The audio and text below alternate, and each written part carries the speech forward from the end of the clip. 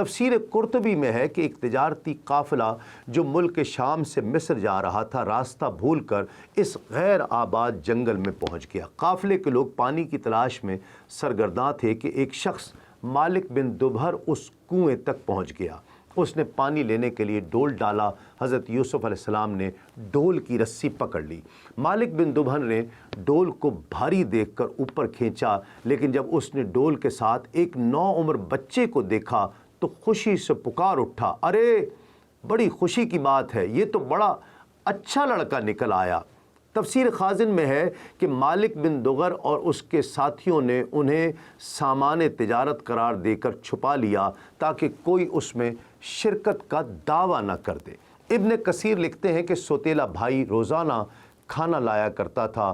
اس روز جب وہ کنویں پر آیا اور یوسف علیہ السلام کو نہ پایا تو بھائیوں کو بلا لایا۔ سب یوسف علیہ السلام کو تلاش کرتے قافلے والوں کے پاس جا پہنچے اور ان سے کہا، تمہارے پاس جو لڑکا ہے وہ ہمارا غلام ہے، ہم سے بھاگ آیا ہے، اب یہ ہمارے لیے بیکار ہے، تم چاہو تو اسے خرید لو۔ قافلے والے ایک اجنبی جگہ پر تھے، سو ان 10 بھائیوں کے خوف سے انہیں خریدنے پر آمادہ ہو گئے۔ حضرت ابن مسعود رضی اللہ تعالیٰ عنہ اور حضرت ابن عباس رضی اللہ تعالیٰ عنہ فرماتے ہیں کہ ان بھائیوں نے حضرت یوسف علیہ السلام کو 20 درہم میں فروخت کر کے آپس میں 2 درہم تقسیم کر لیے۔ امام مجاہد رحمۃ اللہ علیہ کے مطابق بھائی قافلہ روانہ ہونے تک وہاں رہے، کچھ دور ان کے ساتھ بھی چلے اور ان لوگوں سے کہا کہ اسے باندھ کر رکھے، ایسا نہ ہو کہ پھر بھاگ جائے۔ انہیں ڈر تھا کہ کہیں وہ بھاگ کر والد کے پاس نہ پہنچ جائے۔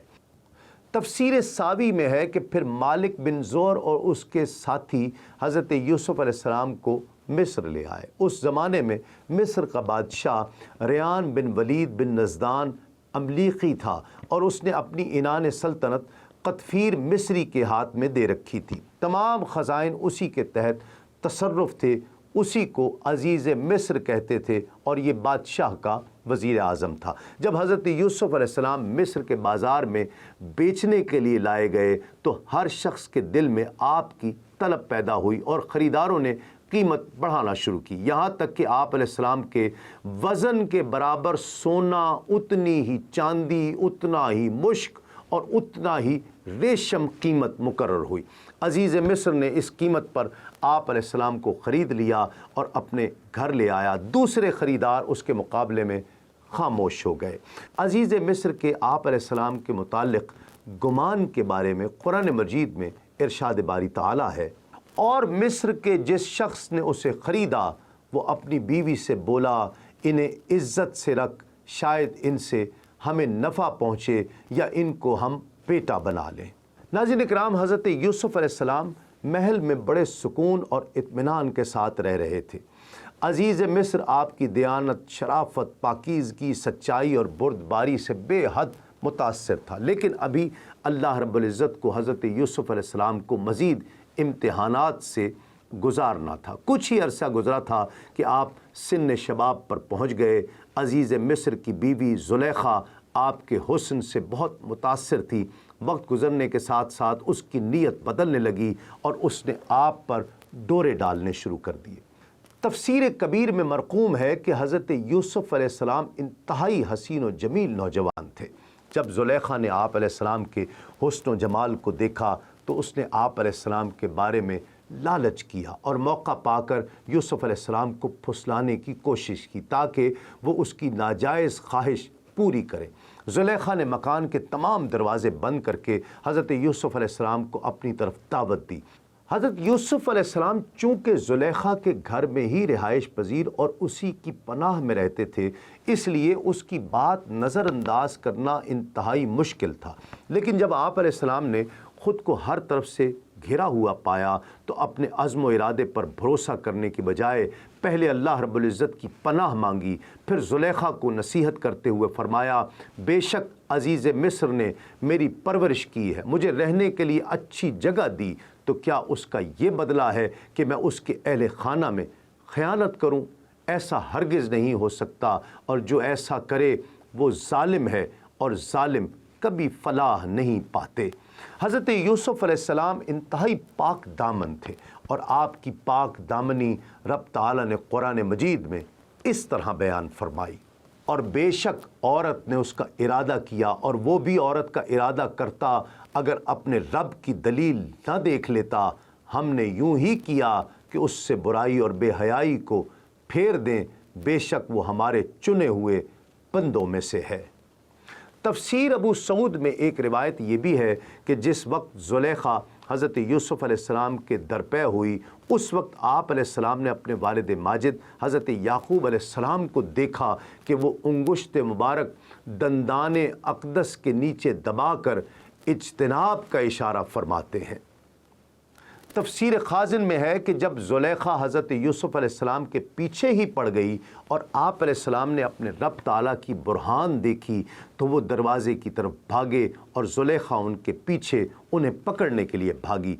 आखिरकार ज़ुलेखा हज़रत यूसुफ़ अलैहिस्सलाम तक पहुँची और उसने आप अलैहिस्सलाम का कुर्ता पीछे से पकड़कर आपको खींचा ताकि आप निकल ना पाएँ, लेकिन आप गालिब आए और दरवाज़े से बाहर निकल गए। ज़ुलेखा के खींचने की वजह से हज़रत यूसुफ़ अलैहिस्सलाम की कमीज़ पीछे से फट गई थी।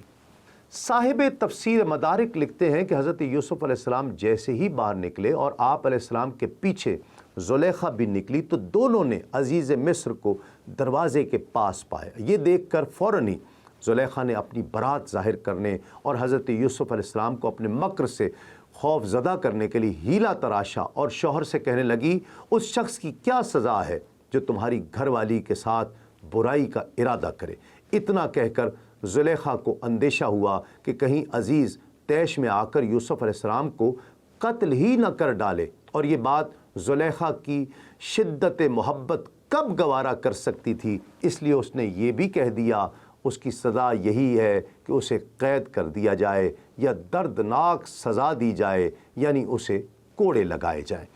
तफसीर सावी में है कि जब हज़रत यूसुफ़ अलैहिस्सलाम ने देखा कि ज़ुलेखा उल्टा आप पर इल्ज़ाम लगाती और आपके लिए कैद व सज़ा की सूरत पैदा करती है, तो आप अलैहिस्सलाम ने अपनी बरात का इजहार और हकीकत हाल का बयान ज़रूरी समझा और फरमाया, ये मुझसे बुरे फ़ेल की तलबगार हुई तो मैंने उससे इनकार किया और मैं भागा। अज़ीज़ ने कहा, इस बात पर किस तरह यकीन किया जाए। हज़रत यूसुफ़ अलैहिस्सलाम ने फरमाया, इस घर में एक 4 महीने का बच्चा झूले में है जो ज़ुलेखा के मामू का लड़का है, उससे पूछ लो। अज़ीज़ ने कहा, 4 महीने का बच्चा क्या जाने और कैसे बोले। यूसुफ़ अलैहिस्सलाम ने फरमाया, अल्लाह रब्बुल इज़्ज़त उसे बोलने की ताकत देने और उससे मेरी बेगुनाही की गवाही दिलवा देने पर कादिर है। अज़ीज़ ने उस बच्चे से पूछा तो अल्लाह रब्बुल इज़्ज़त की कुदरत से वो बच्चा बोलने लगा और कहा, अगर इनका कुर्ता आगे से फटा हुआ हो फिर तो औरत सच्ची है और ये सच्चे नहीं, और अगर इनका कुर्ता पीछे से चाक हुआ हो तो औरत झूठी है और ये सच्चे हैं। कुरान मजीद में इरशाद रब्बानी है, फिर जब अज़ीज़ ने उसका कुर्ता पीछे से चिरा देखा, बोला, बेशक ये तुम औरतों का फ़रेब है, बेशक तुम्हारा फ़रेब बड़ा है। ज़ुलेखा की ख़यानत और यूसुफ़ अलैहिस्सलाम की बरात साबित होने पर अज़ीज़ मिस्र ने आप अलैहिस्सलाम की तरफ मुतवज्जे होकर कहा, ए यूसुफ़, तुम इसका ख्याल न करो, और ए औरत, तू अपने गुनाह की मुआफ़ी मांग, बेशक तू ख़तावारों में है।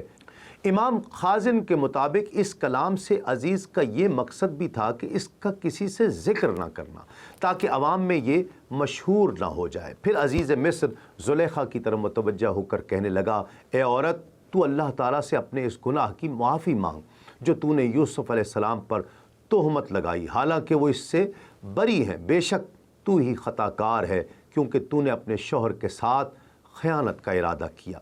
अज़ीज़ मिस्र ने अगरचे इस वाक़े को बहुत दबाया, लेकिन ये ख़बर छुप नहीं सकी और इसका चर्चा बिलाखिर हो गया। शहर में शुरफ़ाए मिस्र की औरतें ज़ुलेखा और हज़रत यूसुफ़ अलैहिस्सलाम के बारे में बातें करते हुए कहने लगीं, अज़ीज़ की बीबी अपने नौजवान का दिल लुभाती है, बेशक उनकी मोहब्बत उसके दिल में समा गई है, हम तो उसे सरीह खुद रफ्ता पाते हैं। तफसीर कबीर और तफसीर खाज़िन में है कि जब ज़ुलेखा ने सुना कि मिस्र के आला तबके की औरतें हज़रत यूसुफ़ अलैहिस्सलाम की मोहब्बत पर उसे मलामत कर रही हैं तो उसने चाहा कि वो अपनी मोहब्बत से मजबूर होने का सबब उनको अच्छी तरह अमलन समझा दे। चुनांचे उसके लिए उसने एक दावत का एहतमाम किया और उस दावत में اعلیٰ طبقے کی 40 عورتوں کو مدعو کر لیا۔ ان میں وہ سب عورتیں بھی تھیں جنہوں نے زلیخا پر ملامت کی تھی۔ زلیخا نے ان عورتوں کو بہت عزت و احترام کے ساتھ مہمان بنایا اور ان کے لیے انتہائی پرتکلف نشستیں تیار کر دیں، جن پر وہ بہت عزت و آرام سے تکیے لگا کر بیٹھ گئیں۔ دسترخوان بچھائے گئے اور طرح طرح کے کھانے اور میوے ان پر چن دیے گئے۔ پھر زلیخا نے ان میں سے سب کو ایک ایک چھری دی تاکہ وہ اس سے کھانے کے لیے گوشت کاٹیں اور میوے تراش لیں۔ اس کے بعد زلیخا نے حضرت یوسف علیہ السلام کو عمدہ لباس پہننے کے لیے دیا اور کہا ان عورتوں کے سامنے نکل آئیں۔ پہلے تو آپ نے اس سے انکار کیا، لیکن جب اصرار و تاکید زیادہ ہوئی تو زلیخا کی مخالفت کے اندیشے سے آپ کو آنا ہی پڑا۔ جب عورتوں نے حضرت یوسف علیہ السلام کو دیکھا تو ان کی تعریف و توصیف کرنے لگ گئیں، کیونکہ انہوں نے اس عالم افروز جمال کے ساتھ خاندان نبوت کے انوار، عاجزی و انکساری کے آثار، شاہانہ ہیبت و اقتدار، لذائذ دنیا سے بے رغبتی اور حسین و جمیل عورتوں سے بے نیازی کی شان دیکھی تو تعجب میں ڈوب گئیں، اور آپ کی عظمت و ہیبت دلوں میں بھر گئی، اور حسن و جمال نے ایسا وارفتہ کیا کہ وہ عورتیں خود کو بھلا بیٹھیں اور حضرت یوسف علیہ السلام کے حسن و جمال میں محو ہو کر پھل کاٹتے ہوئے بے خودی میں اپنے ہاتھوں پر چھری چلا دی اور بے ساختہ پکار اٹھیں، سبحان اللہ، یہ کوئی انسان نہیں بلکہ عزت والا فرشتہ ہے کہ ایسا حسن و جمال انسانوں میں دیکھا ہی نہیں گیا۔ اور اس کے ساتھ نفس کی یہ طہارت کہ مصر کے اعلیٰ خاندانوں کی حسین و جمیل عورتیں طرح طرح کے نفیس لباسوں اور زیوروں سے آراستہ و پیراستہ سامنے موجود ہیں، اور آپ کی شان بے نیازی ایسی کہ کسی کی طرف نظر تک نہیں فرماتے اور قطعاً التفات نہیں کرتے۔ دین اسلام کے مختلف امور سے آگہی کے لیے ابھی سنو نیوز کا یوٹیوب چینل سبسکرائب کیجئے اور بیل آئیکن کا بٹن ضرور پریس کیجئے۔